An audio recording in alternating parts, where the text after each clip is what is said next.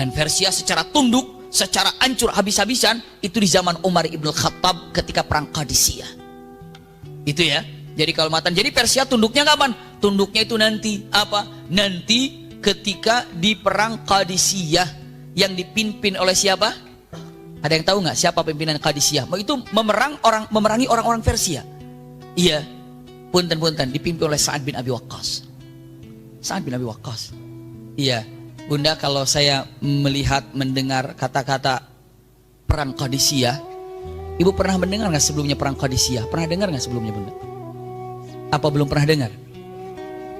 Oh iya, hari ini kita dengar, alhamdulillah. Ini singkat, Bunda ya. Perang Qadisiyah ini perang melawan orang-orang kafir dari bangsa Persia yang mana sombongnya luar biasa, dan Rasulullah katakan dia akan diacak-acak oleh Allah Subhanahu wa taala seperti dia telah merobek-robek suratku. Ternyata benar. Di zaman Umar ibn Khattab berperanglah melawan Persia, dan jumlahnya, jumlah kita cukup sedikit. Saya tidak menceritakan apa-apa, ada beberapa mawaqif penting yang mungkin bagus saya sampaikan. Nih punten Bunda, ada nggak di antara kita yang mungkin hadir di sini? Ini karena sedikit nyambung ya, karena ada seseorang ketika di dalam perang Qadisiyah ini, punten, seorang sahabat, tapi ada hal yang hobi dia lakukan, padahal itu maksiat, dan akhirnya karena perang ini jadi tobat habis-habisan dan benar-benar tobat. Siapa namanya? Siapa namanya? Ada yang kenal nggak? Ibu punten, namanya Abu Mihjan. Ibu bertanya, siapa Bimaki Abu Mihjan ini? Ini buat pengalaman kita, jadi kita Bunda punten. Abu Mihjan ini seorang sahabat yang kuat, jago dan luar biasa, tapi punten, dia nggak bisa, susah sekali meninggalkan khamr. Apa? Khamr itu minuman. Dia minum, ketahuan, dihukum, didera seperti itu. Dan dia lama lagi, berapa bulan? Mungkin 7 bulan, kena lagi, dera lagi. Dan dia tidak bisa, memang sulit, punten. Ini seorang sahabat, iya, tapi kalau kekurangan, kenapa saya sampaikan? Memang ada dalam sejarahnya, Abu Mihjan, punten. Tapi keberanian luar biasa. Bunda tahu, Abu Mihjan ini sampai berdoa pada ya Allah, susah banget untuk meninggalkan hal ini. Sudah bertahan, akhirnya berapa bulan, kena lagi. Sampai Umar bin Khattab, waduh, ini udah para sahabat sudah bilang, Abu Mihjan, tapi nggak ada yang suudzon, sama sekali nggak ada. Tetap aja berdoa sama para sahabat pun. Cuma mungkin ada pada satu titik yang luar biasa terjadi kepada dirinya, dan akhirnya dia bisa berubah 100%. Mungkin nggak Bunda? Ibu ada nggak di antara ibu ini mungkin dulu pernah melakukan apa, tapi dalam satu peristiwa akhirnya berubah dan meninggalkan keburukan itu? Mungkin nggak begitu? Sangat mungkin. Iya, sangat mungkin. Nah, punten. Usikum wa iyaya nafsi bitaqwallah. La haula wala quwwata illa billah. Abu Mihjan ketika Umar bin Khattab mengatakan, kita akan mengirim pasukan melawan Persia. Siapa kira-kira yang ingin berangkat? Abu Mihjan yang pertama kali angkat tangan. Saya yang Amirul Mukminin. Semua meliriknya Abu Mihjan. Nggak ada, wah suka mabuk, nggak ada ngomong gitu. Hanya, Abu Mihjan, angkat tangan, semua angkat tangan. Berangkatlah kemana? Ke Qadisiyah. Dalam perjalanan Qadisiyah Bunda, punten. Usikum wa iyaya nafsi bitaqwallah. Rustum, panglima perang daripada Qadisiyah, dari orang kafir. Rustum namanya. Rustum, iya. Dia ini tahu kalau yang namanya pasukan ini semangatnya luar biasa, keinginannya sangat dahsyat sekali. Maka bagaimana caranya ya biar semangatnya diturunin gitu. Ibu kalau pas lagi semangat, ayolah berangkat. Dipundurin, mundur, jadi nggak semangat lagi. Mungkin begitu nggak itu? Mungkin. Ngaji jam berapa? Jam 8. Ayolah siap lah, jam berangkat jam 8. Tunggu ya, mobilnya belum beres. Tunggu ya, mobilnya. Tunggu ya. Akhirnya udah mundur setengah jam, mundur 45 menit. Semangatnya seperti awal apa enggak kira-kira? Itu pengalaman berarti Bunda. Iya. Jadi udah mundur, keinginannya itu tuh nggak kokoh seperti tadi Bunda. Iya kan? Nah, Rustum sengaja mengulur-ngulurkan waktu untuk peperangan. Nanti. Waduh Bunda, kalau lihat perang Qadisiyah, insya Allah dalam waktu yang akan datang atau kesempatan kita akan belajar perang Qadisiyah di masa Umar bin Khattab nanti. Kan nanti setelah Rasulullah selesai kita akan bahas tentang siapa? Abu Bakar. Selesai Abu Bakar kita bahas tentang Umar.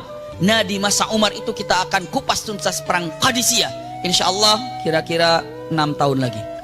Iya. Orang sebulan sekali kita ketemunya. Tenang aja bunda, santai. Yang penting kita ingin sampai ke sana bunda. Tahu nih, lihat nih. Tiba-tiba diulur. Tapi jangan kira semangat para sahabat turun. Makin semangat, makin kuat, makin kokoh. Nah ini Abu Mihjan. Apa terjadi Abu Mihjan? Aduh lama banget perangnya ini. Kapan ini? Gerusuk. Dapat kamar. Minum lagi. Ketahuan sama siapa? Sa'ad bin Abi Waqqas. Padahal saat-saat mau berperang saat itu bunda. Tangkap oleh Sa'ad bin Abi Waqqas. Kata Sa'ad bin Abi Waqqas dengan mengatakan, tangkap anak ini, orang ini, penjarakan. Masuklah dalam penjara. Diikat, masuk dalam penjara. Padahal subhanallah besoknya itu mau perang atau 2 hari lagi mau perang. Dia bilang, ya Sa'ad, Panglima, lepaskan aku datang jauh-jauh dari Madinah kemari mau perang. Apa kata Sa'ad? Saya tidak akan pernah membiarkan orang yang berdosa ikut dalam peperangan yang suci ini. Kenapa? Kalau kita ini membanggakan, kan Rasulullah menyatakan itu. Yang kita takuti dalam peperangan itu bukan musuh yang banyak, tapi yang paling kita takuti adalah maksiat yang kita lakukan. Itu bunda. Kalau kita mengandalkan jumlah, seakan-akan begitu. Kalau mengandalkan jumlah, mereka menang, kita kalah. Tapi kalau mengandalkan ketakwaan, kita menang, mereka kalah. Jadi yang membuat kita menang itu bukan jumlah, tapi ketakwaan, keimanan, kesolehan yang kita miliki. Bisa dipahami bunda ya? Jadi yang membuat kita menang itu kesolehan. Dan tidak ada sejak zaman baheula sampai hari ini, sampai yang akan datang, ketika umat Islam perang bersama orang-orang kafir, nggak ada ceritanya umat Islam lebih banyak jumlahnya dari orang kafir. Nggak ada jumlahnya. Nggak ada ceritanya dari perang zaman dulu sampai sekarang. Punten-punten, peralatan orang mukmin lebih canggih daripada peralatan orang kafir. Nggak ada ceritanya. Indonesia dulu dijajah oleh Belanda atau oleh Jepang. Siapa yang paling hebat? Apa namanya? Alatnya. Siapa yang paling hebat? Mereka. Mungkin dari jumlah kita banyak ya, memang pribumi. Tapi punten-punten dari secara punten ceritanya apa? Peralatan, senapannya, kapalnya, pesawatnya segala macam kita belum, tapi mereka punya. Tapi punten, kenapa menang? Yang membuat kita menang itu adalah apa? Takwa. Nah Sa'ad bin Abi Waqqas mengatakan, aku nggak mungkin lepaskan kamu. Kenapa? Kalau aku lepaskan kamu, merusak yang ada nanti. Malah kita kalah karena maksiat yang ada. Bisa dipahami bunda? Karena bisa jadi satu orang maksiat yang kena kita semuanya bisa jadi. Pernah saya gambarkan kan? Zaman atau tuh saya gambarkan apa tuh? Yang waktu di zaman Nabi Musa, hujan gak turun selama 8 tahun. Karena satu orang yang berbuat dosa. Dia belum tobat sama Allah. Akhirnya setelah orang itu tobat, Allah turunkan hujan. Kenapa satu orang? Yang berbuat salah, Allah kemaraukan saat itu. Satu orang berbuat dosa. Ngeri sekali, akibatnya bisa kesana kemari. Satu orang yang tinggal di rumah kita, entah itu asisten kita, entah itu adalah yang suka beresin kebun kita, apakah yang suka beresin rumah kita. Satu orang nggak sholat di situ, bisa jadi bencananya kena satu rumah karena dia tinggal di situ. Makanya hati-hati bunda. Ibu perhatikan yang tinggal di rumah ibu itu, asisten ibu itu, ataupun siapa yang memang tinggal di rumah ibu, perhatikan sholatnya. Kalau orang itu mau keluar, mau beli sayur, katakan sama ibu, Mbak, maaf Mbak, pakai jilbabnya Mbak keluar Mbak. Mbak itu tanggung jawab saya di sini. Subhanallah. Coba sampai ke situ bunda perhatiannya. Jangan dikira dengan mengatakan, oh dia saya tinggal di rumah kita. Tinggal di rumah kita. Simak dan perhatikan itu baik-baik. Ngeri sekali. Iya. Dan bunda ketika memiliki siapapun yang tinggal di rumah kita lebih soleh daripada kita, lebih indah daripada kita, lebih hebat tahajudnya, lebih hebat duhanya, siapa tahu rizki yang ibu bapak dapatkan gara-gara kesolehan orang yang tinggal di rumah kita itu. Dan untuk Allah subhanahu wa ta'ala kalimatnya ada inna akramakum indallahi atqakum. Nggak ada saya adalah fulannya, dia adalah ininya, saya adalah atasannya, dia nggak ada dalam Al-Quranul Karim, dalam syariat Islam itu inna akramakum indallahi atqakum. Siapa yang paling mulia di antara kalian itu ada ketakwaannya, siapapun dia. Subhanallah, ini dia. Makanya itulah syariat yang sesungguhnya, kalimat yang sangat indah. Mau yang namanya siapapun, inna akramakum indallahi atqakum. Ini subhanallah Abu Mihjan. Enggak, kamu nggak bakalan keluar Abu Mihjan di dalam. Bunda, apa yang terjadi? Begitu perang terjadi, dia benar-benar takut dan dia benar-benar sedih. Kenapa? Hanya mendengar suara pedang, hanya mendengar suara takbir, hanya mendengar suara teriakan, dan dia melihat, langsung melihat peperangan, dan dia dirantai dan dia berada dalam penjara. Dan dia katakan, Sa'ad, lepaskan aku. Lepaskan aku ingin berperang. Aku jauh-jauh dari Madinah datang kemari ingin berperang, ingin berjihad fisabilillah. Bagaimana? Tolong lepaskan aku. Saat berkata, tidak mungkin orang yang telah berbuat salah dimasukkan kepada orang berbuat benar ini nanti menjadi apa? Malapetaka. Tidak. Dia mengatakan, ya Allah, gara-gara minuman yang haram ini, saya tidak bisa ikut dalam peperangan yang hebat ini.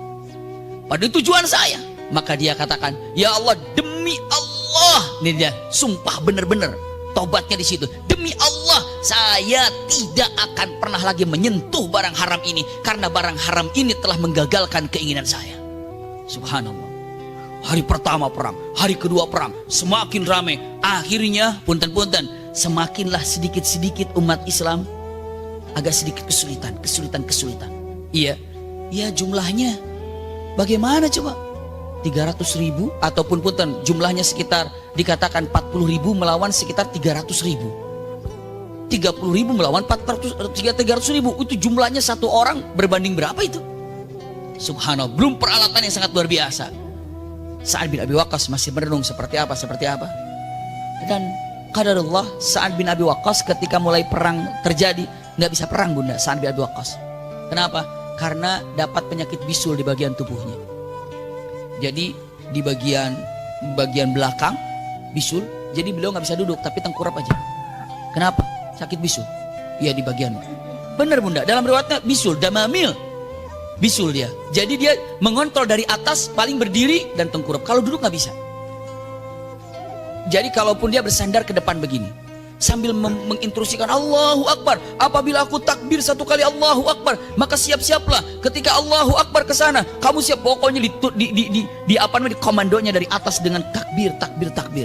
Tapi hikmahnya Sa'ad bin Abi Waqqas bisa melihat situasi apa yang terjadi. Nggak ikut perang. Lalu apa yang terjadi? Nangis Abu Mihjan ini. Lalu istri Sa'ad bin Abi Waqqas merasa kasihan. Ya Abu Mihjan, karena istrinya Sa'ad bin Abi Waqqas melihat situasi peperangan ini makin lama makin apa? Makin genting, makin kesulitan, makin terdesak apa yang ada. Lalu apa yang disampaikan oleh siapa? Oleh yang namanya istrinya. Istrinya Sa'ad bin Abi Waqqas. Kalimatnya, ya Abu Mihjan, kamu mau perang? Aku mau perang. Tolong bebaskan aku. Dia katakan, apa janjimu? Janji pertama, aku taubat, tidak akan pernah minum khamar lagi. Janji demi Allah, tidak akan pernah minum khamar karena aku sudah tahu akibatnya. Janji kedua, aku balik lagi ke sini dan masuk perantai lagi, penjara lagi. Sebelum apa? Sebelum matahari terbenam. Janji kedua. Subhanallah. Janji iya. Kata istri Sa'ad, tapi bagaimana kamu keluarkan, kamu orang-orang ketahuan wajahnya, kamu di penjara. Gampang, aku akan tutup wajah. Subhanallah. Tutup seperti ninja, tutup pakai cadar demikian, jadi orang nggak tahu. Siap mau dilepaskan. Apa kata Abu Mihjan? Wahai istri Sa'ad, izinkan aku untuk menggunakan kuda suamimu dan pedang suamimu, karena kan suamimu nggak perang. Kuda nganggur, aku pakai. Pedangnya nganggur, aku pakai. Bagus. Nama kuda namanya adalah Balqa. Kita harus tahu sampai tahu kuda-kudanya Bunda. Iya. Balqa, iya. Semakin kuda-kuda jadi sebut, emang itu Balqa, ya. Ibu kalau punya kucing Balqa, bagus. Agak gede sedikit baskom gitu. Jadi nama kudanya Balqa, masya Allah luar biasa. Balqa ini indah, kuda yang sangat kokoh sekali. Maka saat itu dilepaskan, keluar dari penjara, naik kuda, ditutup wajahnya, dan saat dilihat dari atas. Lagi ngelihat dari atas, melihat peperangan. Tiba-tiba melihat seekor kuda ditunggangi oleh orang yang luar biasa, seperti pahlawan yang benar-benar penuh dengan keberanian. Angkat pedangnya, lari dengan cepat, hajar sana, hajar sini, hantam sana, hantam sini. Semua para sahabat, ini siapa ini yang lari? Ke tengah sampai kata Sa'ad bin Abi Waqqas dengan mengatakan, inni la ra'aitu, sesungguhnya aku sangat melihat laki-laki ini. Lihat dia mengatakan, darbuhu darbu Abu Mihjan, pukulannya seperti pukulan Abu Mihjan. Wal jaryu jarri balqa, dan larinya kuda itu seperti kuda balqa. Kata siapa ini? Kata Sa'ad bin Abi Waqqas. Lalu Sa'ad bin Abi Waqqas mengatakan, tapi balqa nggak mungkin, orang saya simpan di kandang. Abu Mihjan juga nggak mungkin, orang saya simpan di penjara.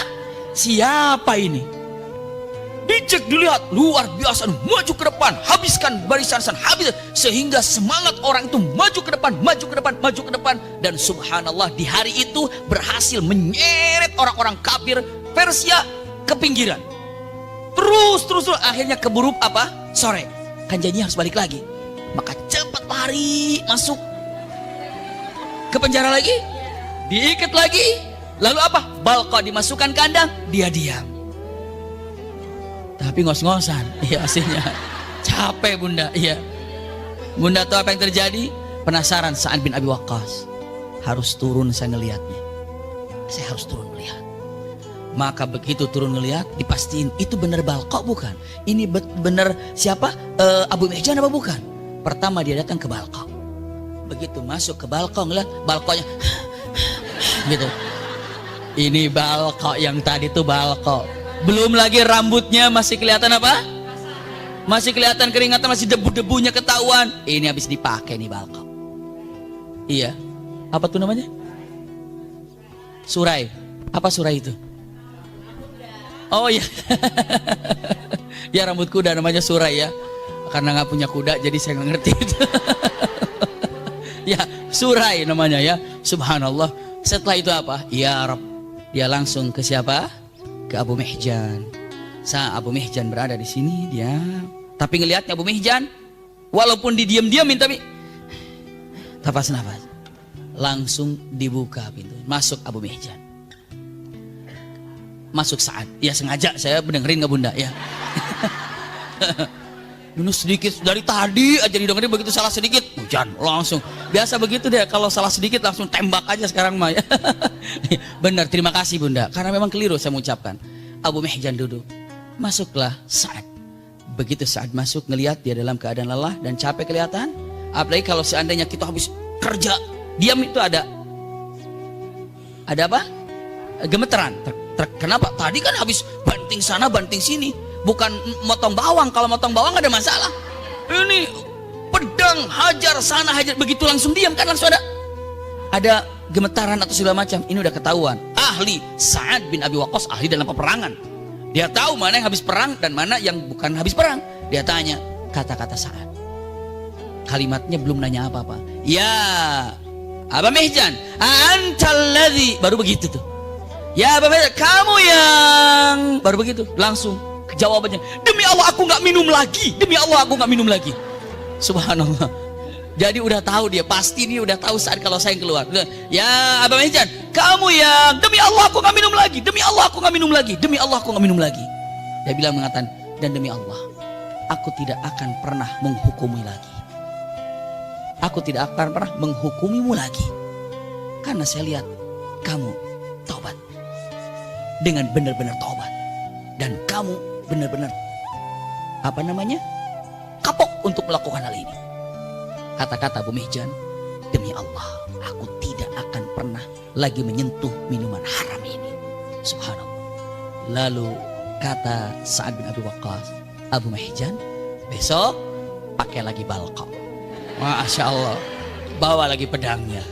Dan dari mulai saat itu sudah lagi tidak pernah menyentuh yang namanya khamar. Subhanallah, itu peristiwa yang sangat dahsyat. Jadi kalau ibu ingat, paling tidak nih Qadisiyah satu nama aja nyantol. Siapa? Abu Mihjan. Boleh Balqanya juga. Ada yang ingat Balqanya. Ibu malah kesem-semnya sama Balqa. Kita peran utamanya Abu Mihjan bunda. Abu Mihjan peran utamanya. Ini lagi cari peran utama. Ibu mah senangnya figuran terus sih ngeliatnya. Ya peran pembantunya malah diingatnya Balqa. Nggak apa-apa bunda. Iya. Tapi luar biasa. Yang ingin saya gambarkan dan ingin saya sampaikan, ternyata Masya Allah ketika melihat yang namanya pahlawan-pahlawan yang indah ketika dalam perang Qadisiyah. Banyak diantaranya siapa yang saya sampaikan? Abu Mihjan. Dan menang dan sukses ketika melawan orang-orang kafir punten Persia. Tumbang, mereka berlari, diambil. Dan pernah saya sampaikan tentang yang namanya punten kemenangan yang apa?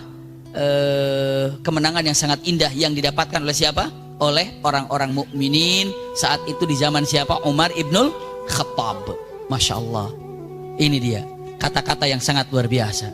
Ada lagi yang namanya cukup banyak udah, ada namanya kakak ya. Jadi beberapa riwayat bagus untuk kami sampaikan juga bunda. Jadi perlu bantuan. Perlu bantuan, benar perlu bantuan. Dikirim beberapa riwayat menyampaikan di saat inilah kejadiannya. Saat itu bunda, subhanallah, pasukan perlu tambahan. Pasukan perlu apa bunda? Tambahan. Ngirim ke Umar bin Khattab. Umar bin Khattab kirim. Padahal pasukan minta dikirim, ya Amirul Mukminin, kirimlah pasukan. Subhanallah. Mungkin beliau memintanya dengan menyebutkan kata-katanya, saya minta pasukan 1000. Ternyata dikirim oleh Umar bin Khattab, pasukannya adalah kira-kira disampaikan 900. Atau 900 ala bid'ah, 910 atau 905 gitu ya. Jadi kurang berapa itu? Ya kurang 90-an kira-kira. Datang ke sana. Ada berapa pasukan? Dihitung 900. Cuma 900 padahal minta 1000. Ini melawan pasukan banyak. Tiba-tiba dikirim suratnya dengan mengatakan, wahai Sa'ad, aku kirim pasukan kepadamu 1000 orang lebih. Engkau meminta 1000, aku kirim 1000 lebih. Kenapa? Karena di dalamnya ada Qaqa. Karena Rasulullah bersabda, kekuatan Qaqa seperti punten agak sedikit keliru ya. Jadi dikirim dengan mengatakan kata-katanya bahwa Qaqa ini dia minta dengan mengatakan kata-katanya, bahkan Rasulullah mengatakan Qaqa ini kekuatannya seperti 100 laki-laki. Subhanallah. Makanya pas dengan mengucapkan apa?